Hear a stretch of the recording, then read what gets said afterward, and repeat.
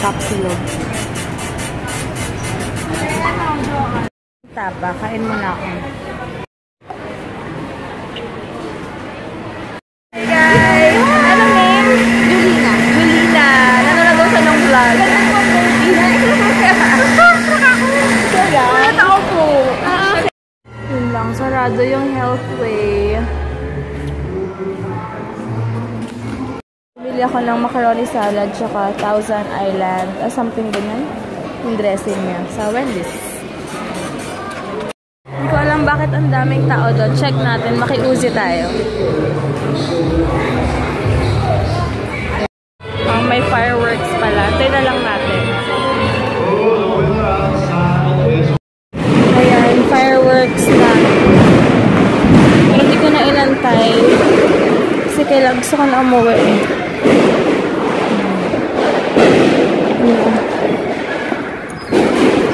Lahat ng kotse nag-a-alarma na.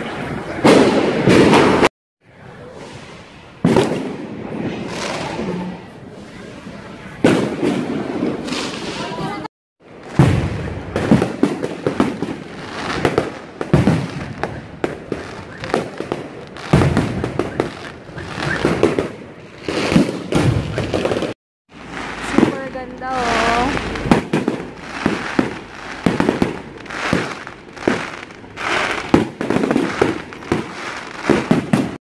Hey guys, ayan, di ako nakapag-vlog nung hindi ko na natapos yung vlog ko nung Sunday. Tapos kahapon, di ako nakapag-vlog.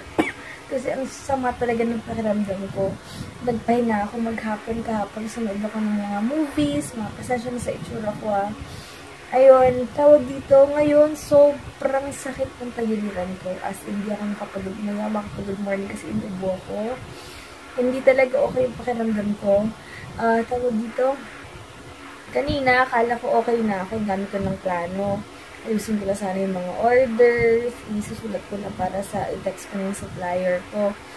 Kaya lang, ang problema naman, nakaside ako kanina. Bigla ako umubo. Alam niyo yun, parang biglang sumakit yung tagiin dito sa tagiliran ko. Parang ano siya hindi siya sa lower back. As in, di ba yung boobs, tapos likod na ng konti. Yun, doon masakit.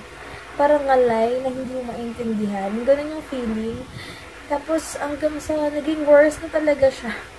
Sobrang worse, as in, sobrang sakit talaga. Ayun, hindi ako makatayo. Hinano ko siya, hinat-compress ko. Pero parang walang effect. Ayun ako. And thank you so much, Ate MJ pala, nung Sunday, sa time mo and sa pag-chat sa akin ngayon, nalibang ako. And thank you so much. Hindi pa ako naghihilamos kanina pa kagabi pa itong mukha ko. Mamaya maghihilamos na ako. Inantayin ko naman siguro si Hines para makapag-shower ako and mahilot niya ako. Ayun, basta pag umuubo ako ang sakit. Kaya hindi ako makatodong ubo. Kaya pagpasensyahan nyo na guys, ang dami nag-PM sa akin at wala akong vlog yun nga. Pero isa sinama ko na lang yung clips yung Sunday tsaka ngayon. Ayun, tapos kahapon nanood lang ako ng Secret Life of Pets, tapos basta 4 na movies yung pinanood ko kahapon. Inulit ko din yung yung third party. Wala lang, sobrang bored talaga, alam niyo yun. Ang dami kong balak gawin ngayon. Hindi ko nagawa, hindi ko talaga magagawa kasi pag tayo ko pa lang papuntang sala, parang ma-out of balance ako sa sakit talaga ng ko. Pero sabi ng ubi na kausap ko ngayon sa clinic nila, normal lang din daw po kasi nga lumalaki yung baby. Malaki na siya, nasa 500 plus grams na siya ngayon. Kaya, kasi may 24 weeks na, kaya sobrang bumibigat na rin talaga yung pakiramdam ko. And sabi ng OB niya, kasi sabi ni Hines, yung frame ko, yung katawan ko na hindi pa ako buntis, same pa rin, ang lumalaki na yung tiyan. Sabi ng doktor, it's either daw malaki yung bone structure ng baby namin or puro tubig yung tiyan ko, kaya malaki siya. Ayun. Pero okay na yung mas maraming tubig kesa naman yung blood yung nasa paligid niya, diba? Kaya, ayun. Grabe lang. Sabi ko nga, sobrang parang kung kailan naman ako nag-bed rest, saka mas marami ako nararamdaman. Mas active ako nung first try, diba? Kaya lang lately kasi nagka-spotting ako nung ilang weeks ako noon. So, kaya kailangan nag-iingat-ingat ako ngayon. Kaya pag may pagkakataon, nagbe-bedrest talaga ako. Pero parang mas marami ako naramdaman. Kaya antayin ko na lang yung go signal ni Dr. Reyes na if ever na pwede na ako mag-workout kahit light lang or kahit nasabihin mong ano lang, ang tawag dito? Ano ba tawag ito? Kahit konting aray ko?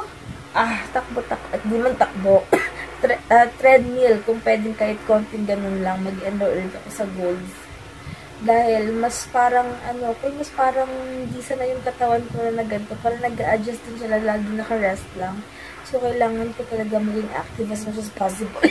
Wait lang Ayan, kumakain pala ako ng palabok. Tsaka may chaki ako. Ayan. Napikit lang daw siya, pero hindi tulog na siya. Yeah.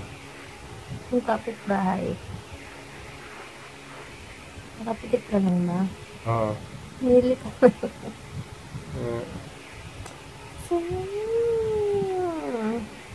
Pakita ko si Primo. Hintay ko si Primo. Tapos na. Tapos na ba?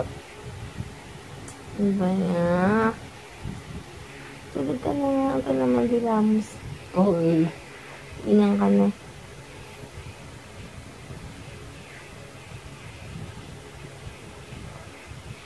Bili pa ako sa tindahan. Your food. May food ka ng baby ko. Kasi kami nakalabas dahil nga sama talaga ng pakiramdam. Grabe talaga yung tagiliran ko. Ha? Huh? Mag-date tayo, di ka nakalabas. Tomorrow lang. Sayang. Tulog ka na ba? No? Ano ba? Hindi pa ako naliligo. Hindi ko pa na maligo. Hindi mag-shower na ako. Wag ako na maligo. Ew! Ayoko nga. Kailangan ko mag-shower. Gagamitan mo ako ng massage bomb, di ba? Who sets? Kasi sa itsura ko, natawa ko dito kay Heinz. Meron din siya 52 weeks money challenge. Ang goal namin 100 sa aming dalawa. Siya meron daw siya everyday 10 pesos. Yung lalaki, ang lalaki ng mga inuhulog niya. 50, 20, ano kung saan galing. Sa akin din. Parang doble yung iniipon ko nating dalawa. Pwede namang enough na yung 100 jail. Sabi niya, gagawa rin daw siya ng sarili niya. Pero, tinatabi niya sa mga sukli ko. As if naman may sarili siyang pera. Ang lakas ng loob niya. Magsabi na every week daw 50. Iipunin ni Medyo. Kaya kakakatawa. Katulad niyan, binigyan ko siya ng 200 plus. Ngayon may pinabili ako. Tinago niya yung 20. Doon din galing sa pera namin. Iba pa yung 100 ko per week, tas 200 next week. Naloka ako. Grabe to. Tapos ang dami pa niyang plano. Every week daw maghuhulog siya 50, 100. Sabi ko sa akin, galing ka mo ko. Hindi na dodoble lang. Aray, Kamo, nakakatulong kasi imbis na magagastos mo, nakakuha ka ng community. Pero dapat sabi ko, halimbawa kung magkano baon niya, doon niya ibabawas, hindi rin sa pera namin. Ko lang yung kanina mong spaghetti mo, dapat sa baon ko yun. Kaso, pinambili mo ng palabok, eh di, pinadawi ko yung buti nga, 20 lang binawi ko, dapat 80 plus yun eh. Ewan ko sa'yo, doble na ipon namin. Ewan ko na lang. Para meron kang 100, meron pa akong sarili. Saan galing yung pera? Sa pera rin natin. Oo. Para yung napupunta ko saan. Aray! Ay, every day nag-ano ako. Nagsimula ako kahapon. 20 push-ups every day. Okay. Every day. Mamaya 20 ulit ako. Ako bukas ako maghuhulog ng 100 pag nakuha ko na yung payments. Ang sakit talaga ng likod ko. Wait lang guys.